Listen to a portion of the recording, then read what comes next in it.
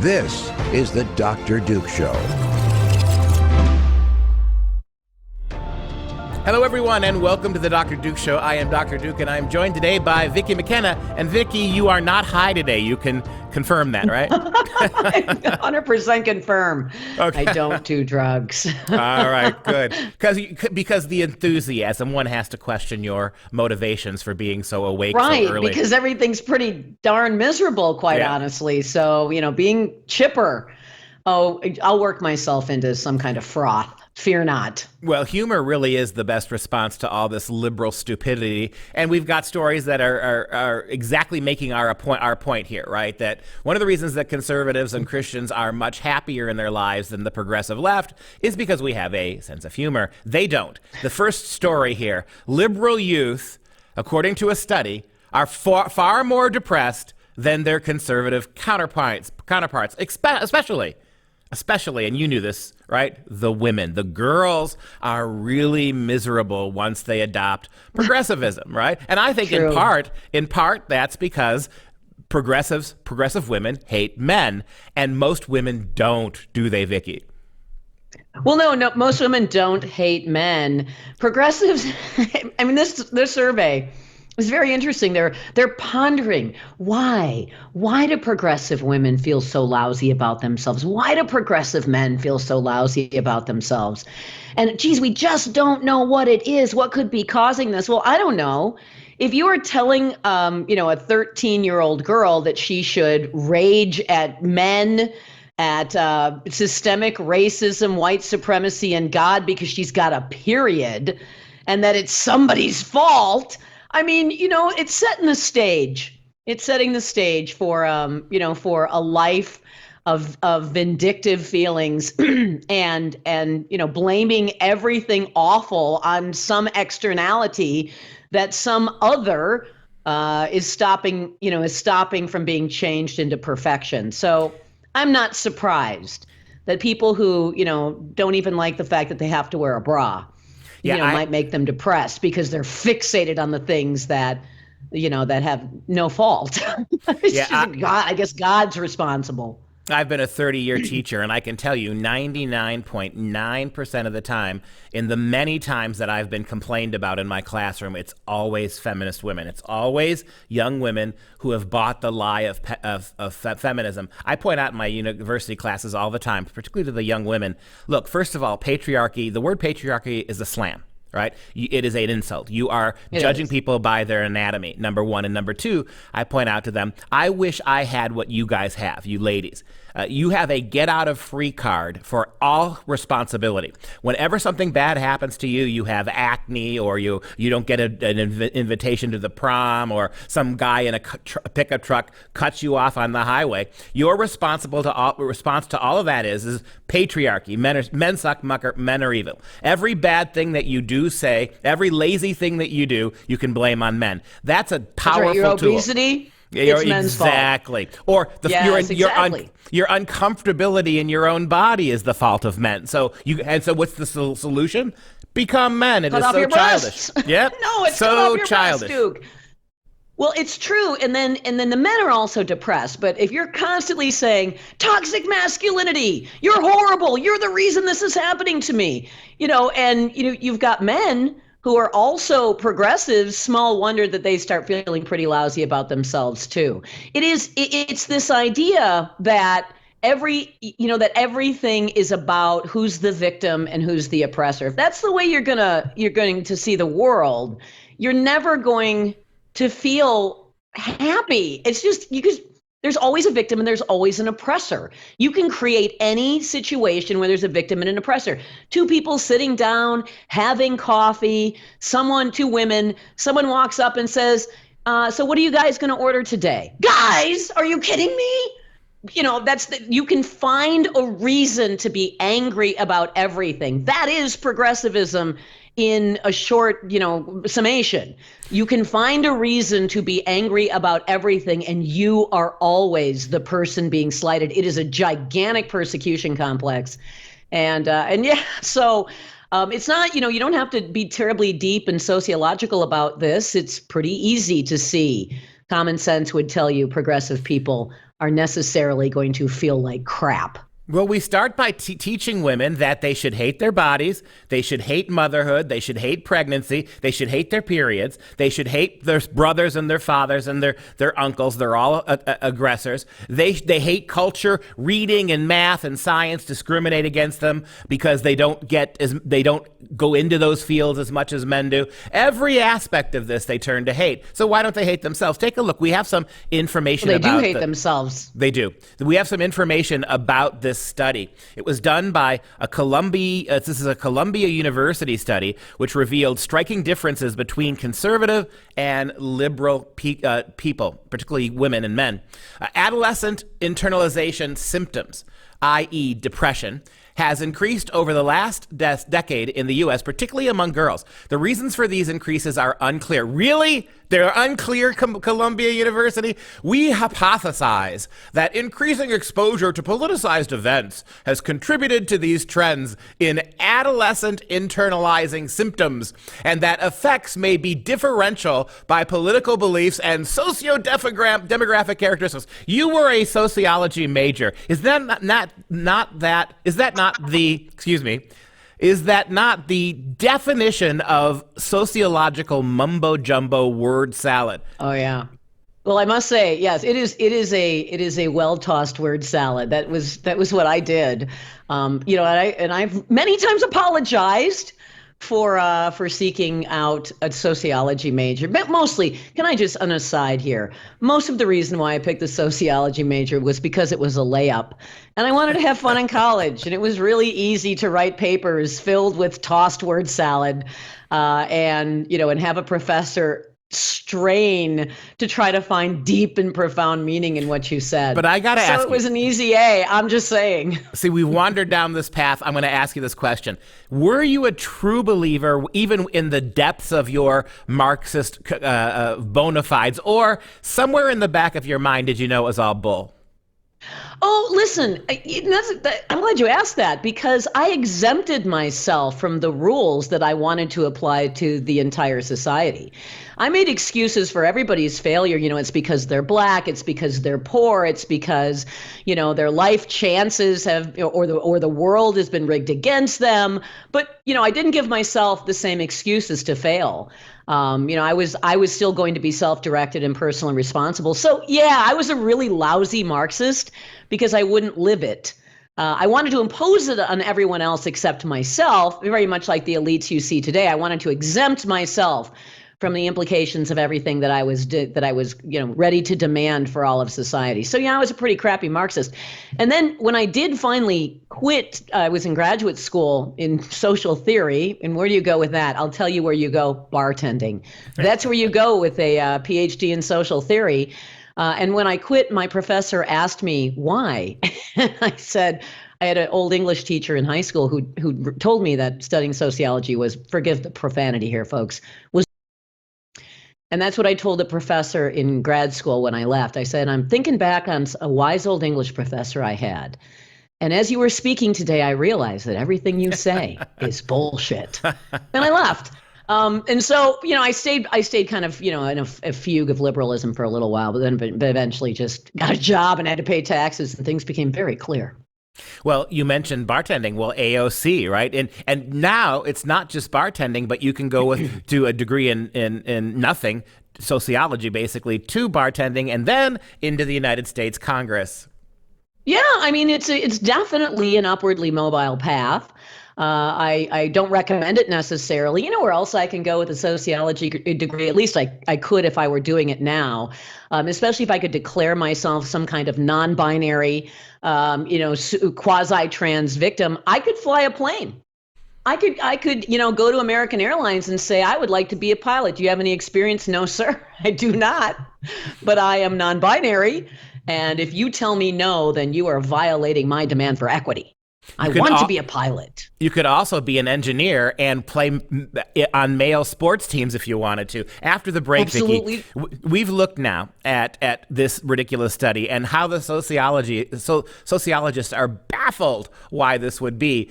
After the break, let's take a look at a couple stories that shows you how obnoxious this ideology allows these depressed idiots to be. We're coming right back.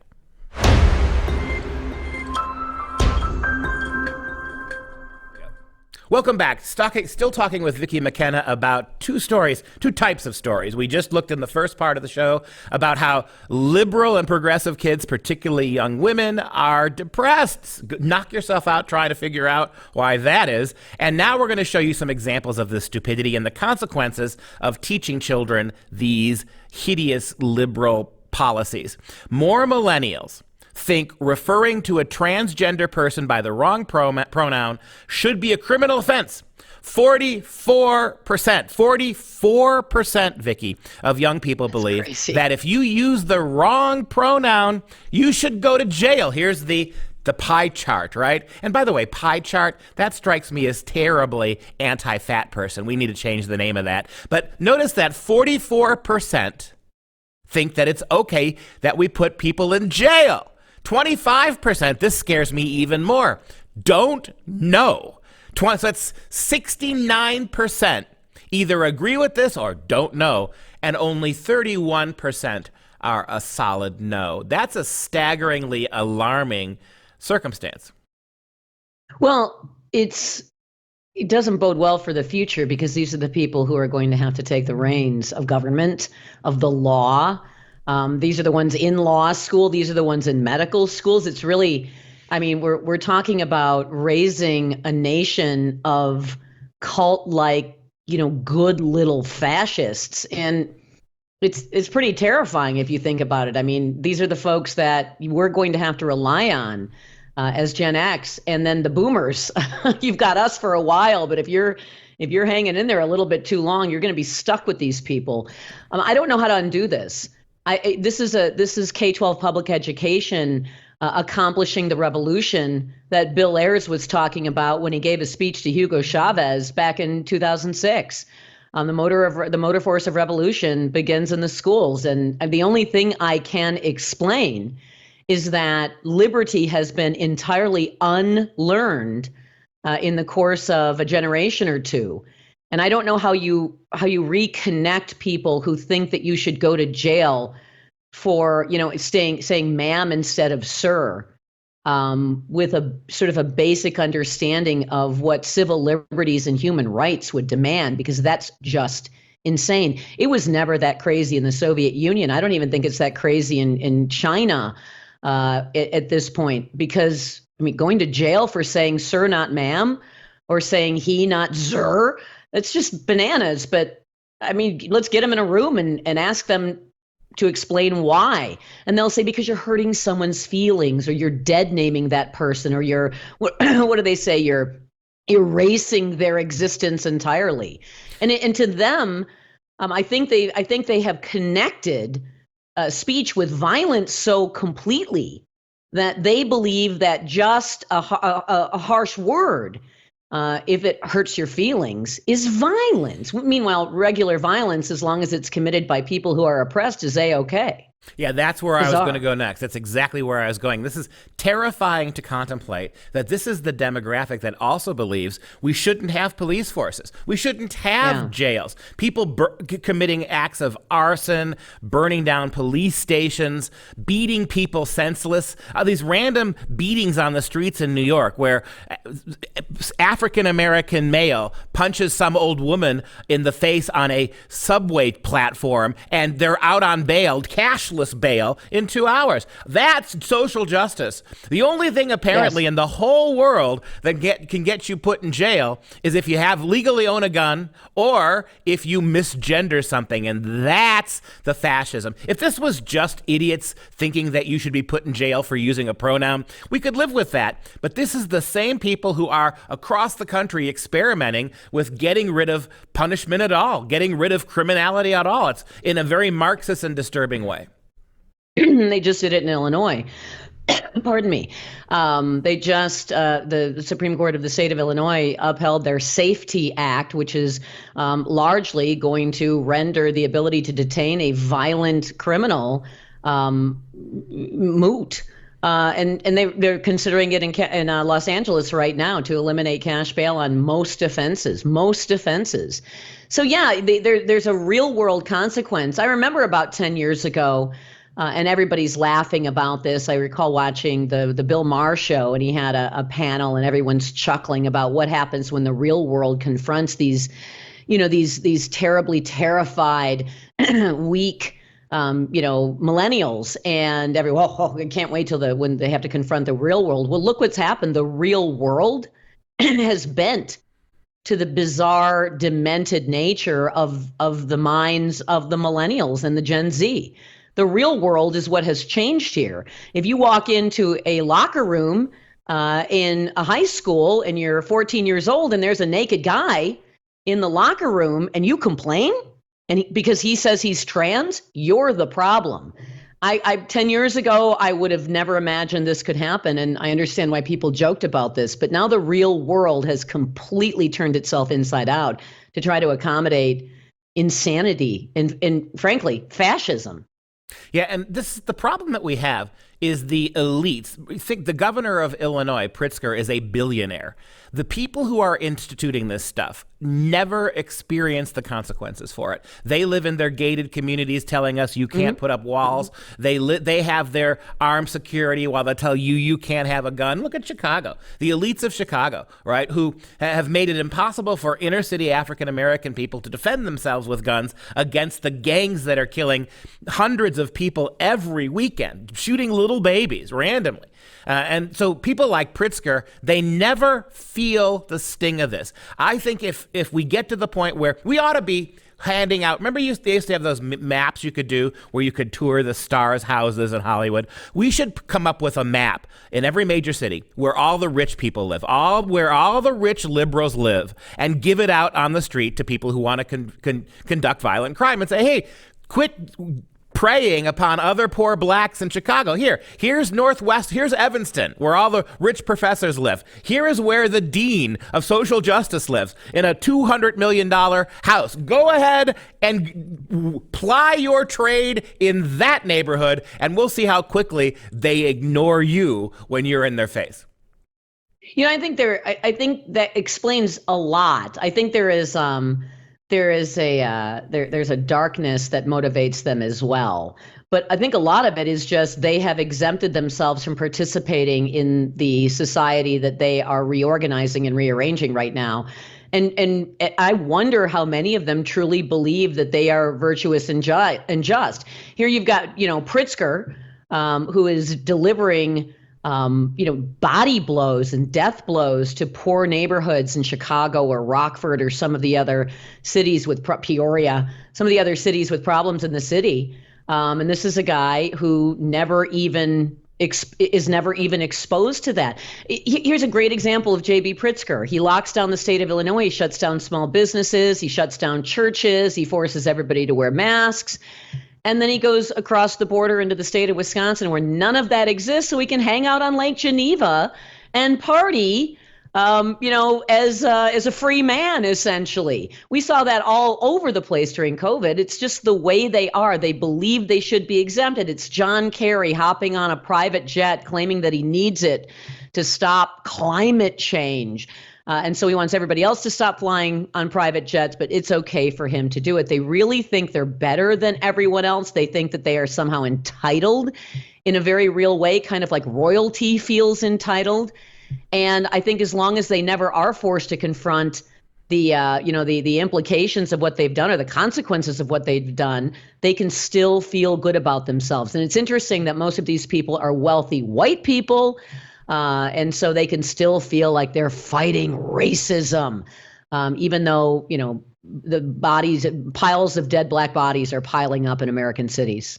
Yeah, a second bonus, I think, if we were to do this, to put together maps of the rich people and try to send the criminals that way, we would be accused of doxing, right? And maybe then the left would learn that doxing conservatives, when you turn it around, isn't such a nice thing to do. We have another story before we check out, Vicki, in about 4 more minutes. So let's get to this one. The consequences, we started the program here talking about how the progressive left has completely depressed young kids men and women, particularly women, with all their doom and gloom educational progressivism. Well, take a look at this consequence. The number of students who identify as LGBTQI+ at Brown University, the Ivy League, the number of students who identify that way is just under 40%. This is a staggering number. Almost 40% of Brown students consider themselves to be non-binary, Vicki. Because gay is no longer cool anymore. It's not just cool to be a lesbian or just cool to be gay. I would bet that the majority of that 40% is probably women. It's part of its trend, part of its social contagion, part of its indoctrination, part of its self-loathing. Again, going back to what we first, started, I hate my period, I hate my breasts, I don't like any of this, it's all men's fault. And then oddly, you somehow get to the point where you say, I'm obviously a man, or if you're a man, I'm obviously a woman. I think there's a lot going on here. None of it's actually about being trans. It's about being accepted, being cool. And there's not a small part that's driven by the love bombing and the acclamation and the affirmation you get once you come out as non-binary. I mean, if you're just regular old cis, you're treated like a pariah. If you're just a lesbian, there's something that's just not cool and hip and edgy about that anymore. This is kind of like punk rock when I was a college student. It didn't make any sense, but you did it because it was different and people thought you were cool. Now, unfortunately, it could come with lopping off your breasts and taking your uterus out. Yeah, 90% of this, 90% of this is fad. It's Cabbage Patch Babies. It's Uggs. It's yoga pants. Look at me. Yeah. It's 90% of this is simply a fad. We've got a chart here that explains exactly what you just said. You can sort of see there, going back from fall of 2010 to 23, the declining purple is heterosexuality. And notice over the last 2 years, since 2022, since the spring of 2022 to the spring of 2023, look at how much bigger the green, the orange, and the red gets. Of course, the green is bisexual, other, queer, pansexual, and it's really stunning. The bisexuality stuff is out of control here. And why? Because it's the easiest thing in the world, right? Basically, it's pansexual. Doesn't matter if you're male or female or trans, we're sexually attracted to you. And of course, I bet you if you did, Vicki, a survey, how many of the people on that chart actually have slept with people sexually in the other categories? I bet those numbers would plummet. Yeah, I bet most not. Although I think there probably is people induced into experimentation here. But here's how they'll sell it. Number one, it's a fad and it's cool and people will treat you better in an environment, a left-wing environment like Brown University or the university campus. But I had a friend's daughter recently coming out of high school, not too far out of high school. And she asked a question, do you think that if you think other women are pretty, that makes you bisexual? Seriously. I said, well, where'd you hear that? She said, I heard that in school. Do you think that that thinking other women are pretty makes you bisexual? I'm like, no, I don't. So how many of these people have come out of an educational environment that's, you're bisexual if you actually look at whoever and think she's pretty? So now women, if they think other women are pretty, might be right non-binary. And if you're a young woman who thinks her breasts are too small, that of course makes you a transgender person. Clearly, yeah. You don't like your period. Obviously, you're transgender. And that's it just came. Here's us being period positive. It just came back to your period right at the end of the show here, Duke. Period. That's one I haven't heard. Period positive. Let's bring back period positivity. Aunt Flo needs to be reinstated as our hero. And that's going to wrap up the show. If you have any questions, comments, or want to support the show, and why wouldn't you want to support this show, simply visit drdukeshow.com. For all of us here at the show and for Vicki McKenna, thanks, and we will see you not high next time.